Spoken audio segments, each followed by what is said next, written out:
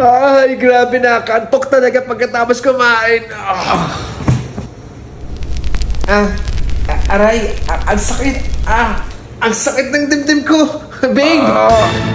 Babe, anong nangyari sa'yo? Babe, ang sakit ng dibdib ko. Inaatake na ata ako sa puso. OA. Ha? Anong OA?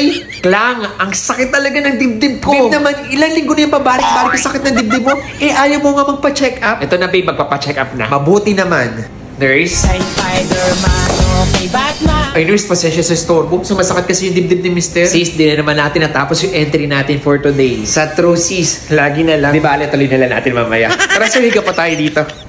Sir, saan po banda sa dibdib ang sumasakit? Dito nurse, sa gitna banda. Anong klaseng sakit sir yung naramdaman niya po? Mainit siya nurse, parang pinapaso. Dito nagsisimula sa sikmura, umakyat hanggang dito sa gitna ng dibdib. Mukhang acid reflux to Sir, tuwing kailan po siya sumasakit? Kadalasan nurse, pagkatapos kumain. Lalo na hihiga agad ako pagkatapos kumain. Minsan naman pag nagbebend ako parang ganito.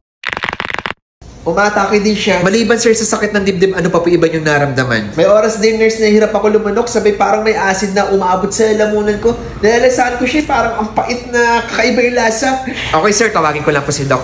Hi sir, Dr. Kuripot po. Hi Doc. Sir, mukhang nakakaranas po kayo ng acid reflux. Ano po yun Doc? Ito po ay isang kondisyon na kung saan ang acid galing sa sikmura ay umakyat papuntang esophagus. Bakit naman Doc umakyat? Di ba dapat po nasa sikmura lang yung acid na yun? Meron po tayong tinatawag na lower esophageal sphincter or LES. Ito po ay pabilog na muscle na bumubukas para padaanin ang pagkain mula esophagus pababa ng sikmura.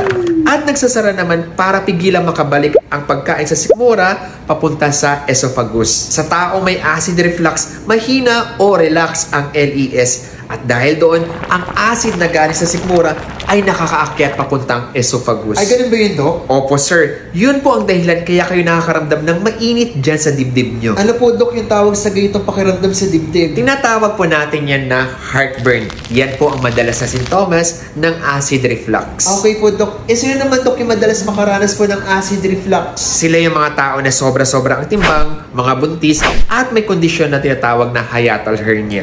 Sila po pala. At ito pa, kung ikaw ay naninigarilyo, malakas uminom ng kape, alak at tsokolate, mahilig sa maanghang, maasim o matatabang pagkain, malakas kumain o di kaya humihiga agad pagkatapos kumain, mas malaki ang chance mo na makaranas ng acid reflux. Ano po Dok yung dapat kong gawin kapag nakaranas ako ng heartburn? Mas maigi na tumayo ka. Maaari kang sumisip ng kaunting tubig para lang ma-flush ang acid.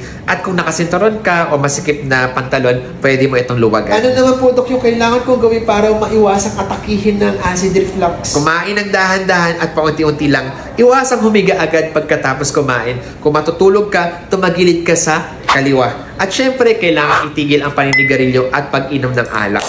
Dok, maraming salamat ha. Ngayon, alam ko na po kung ano ang mga dapat at hindi dapat gawin. Tama po yan. Ireresetahan ko rin po kayo ng gamot para bumuti ang kondisyon nyo. At kung sakaling hindi po mawala ang sintomas nyo, bumalik lang po kayo sa akin. Thank you, Doc.